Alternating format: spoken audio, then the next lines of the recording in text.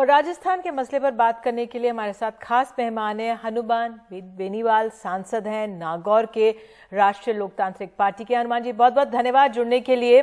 आज का राजनीतिक घटनाक्रम बहुत सरगर्मी भरा रहा है राजस्थान में। सचिन पायलट ने अपना अनशन समाप्त करते हुए भ्रष्टाचार पर ही वार किया है, कैसे आप उसे देख रहे हैं? देखिए, अनशन करके भ्रष्टाचार पे वार करने से काम नहीं चलेगा। राजस्थान में कांग्रेस बीजेपी का जो खुला मिलाजुली का खेल चल रहा 1998 से लेके 98 से 3 जब गहलोत का राज था, वसुंधरा जी गहलोत के भ्रष्टाचार के खिलाफ सत्ता में आई।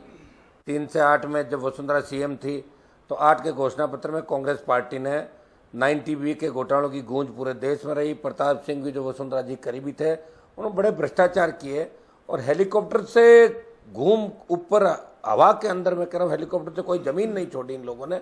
और कांग्रेस पार्टी इस बात के वोट लेके हम सत्ता में आएंगे तो बीजेपी के भ्रष्टाचार की जांच कराएंगे। माथुर आयोग बनाया जरूर, लेकिन कोर्ट से माथुर आयोग रद्द हो गया, कोई जांच नहीं हुई। और 13 में फिर वसुंधरा जी आई और 13 के अंदर कांग्रेस के भ्रष्टाचार की बात करी। 13 से 18 में जब अशोक गहलोत आए तब ये बात चली कि हम वसुंधरा के भ्रष्टाचार की जांच कराएंगे। और 18 से 23 आ गया।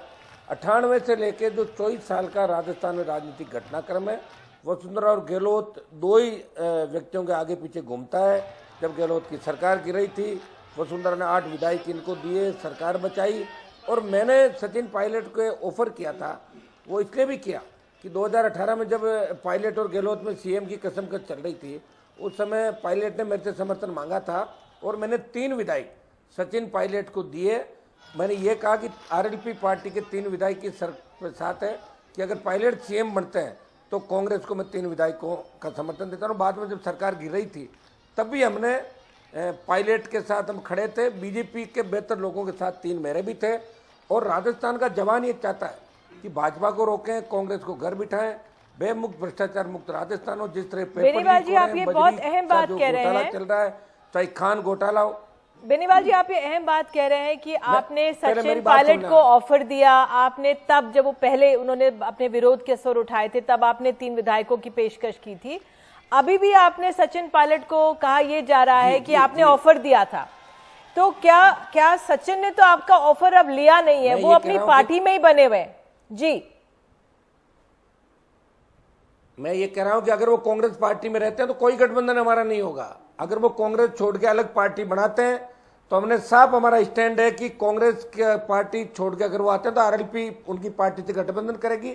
और कुछ जिलों में जहां सचिन पायलट का असर है और आरएलपी दोनों मिलकर बीजेपी और कांग्रेस को पछाड़ सकते हैं। पिछली बार हमने 80 लाख वोट लिए थे कांग्रेस बीजेपी के खिलाफ, सब लोगों ने मिलकर, तीसरे फ्रंट ने। वो वोट इस बार 2 करोड़ हो सकता है, लेकिन बेशर्त है कि तमाम पार्टियां जो कांग्रेस बीजेपी के खिलाफ वो एक हो राजस्थान के अंदर।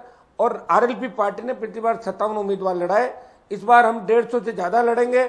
हमने ये ऑफर सब पार्टियों को दिया कि जो भी बेनीवाल जी आप ये कह रहे हैं 200 उनके साथ हम मिलकर लड़ेंगे। अगर पायलट कांग्रेस में रहते हैं, कांग्रेस में रहते हैं तो गठबंधन नहीं होगा हमारा। ठीक है, आप ये कह रहे हैं कि वो कांग्रेस में रहते हैं तो गठबंधन नहीं होगा, लेकिन जो सचिन पायलट ने स्टैंड लिया है, उन्होंने अपनी पार्टी में बने हुए, लेकिन जो भ्रष्टाचार का मुद्दा है वो उनके साथ है। जो जहां पे आज अनशन पे भी बैठे हुए थे, किसी पार्टी का पीछे लोगो नहीं था, कुछ नहीं था, सिवाय गांधी जी की प्रतिमा थी और शायद ज्योतिबा फूले की थी।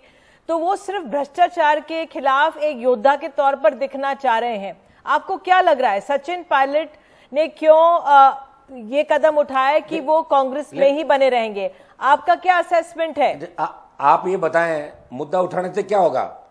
मुद्दा उठाने से मैं कह रहा हूं अच्छी बात है। ये जो सचिन पायलट ने आप मुद्दा उठाया वो तो 2009 में उठा के मैं बीजेपी से अलग हो गया था, वसुंधरा गहलोत मिले हुए, ये तो मैं पहले ही कह रहा हूं, 15 साल से कह रहा हूं। लेकिन इस मुद्दे से होगा क्या? जब रंधावा कह रहा है कि हमने चिट्ठी नहीं पढ़ी, जब कांग्रेस के बड़े नेता कह रहे हैं कि चिट्ठी नहीं पढ़ी, तो इनकी कौन सुन रहा है पायलट की कांग्रेस के अंदर? ये जब मानेसर से वापिस आए थे तब भी इनको कहा था कि आपको मुख्यमंत्री बना देंगे इनको मुख्यमंत्री। कांग्रेस तो अखंड भ्रष्टाचार में डूबी हुई है और भारतीय जनता पार्टी भी भ्रष्टाचार के अंदर डूबी हुई है। बेनीवाल जी क्या, ठीक है, मेरा सवाल ये है, क्या कांग्रेस को जो तोड़ने की कोशिश थी वो नाकाम हुई है? जो तीसरा मोर्चा आप लोग बनाना चाह रहे थे वो अभी होता हुआ फिलहाल नहीं दिख रहा है आज तो? जी जो तीसरा मोर्चा बनाने की बात हो रही थी वो होती हुई नहीं दिख रही है।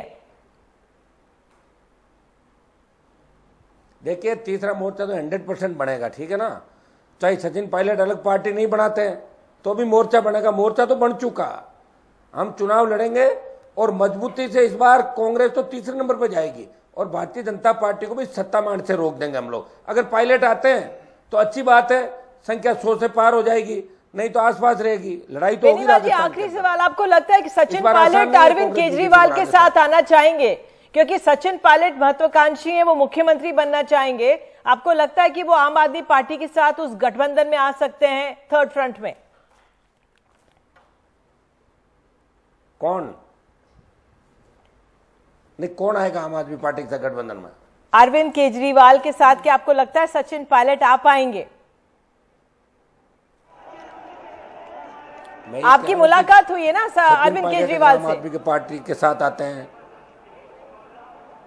मैं ये कह रहा हूं कि सचिन पायलट अगर आम आदमी पार्टी के साथ आते हैं, अलग पार्टी बनाते हैं, आम आदमी पार्टी अगर राजस्थान में आती है, कांग्रेस बीजेपी के खिलाफ जितने भी दल आएंगे जो कांग्रेस और बीजेपी के खिलाफ है, हम उन सबसे गठबंधन करेंगे। हम भाजपा को रोकेंगे और कांग्रेस को रोकेंगे, ये हमारा मकसद है। अगर पायलट कांग्रेस में रहेंगे तो कोई गठबंधन नहीं होगा और पता लग जाएगा राजस्थान में कि कांग्रेस कितनी मजबूत है। बेनीवाल जी, आप हमारे साथ जुड़े इसके लिए बहुत बहुत धन्यवाद।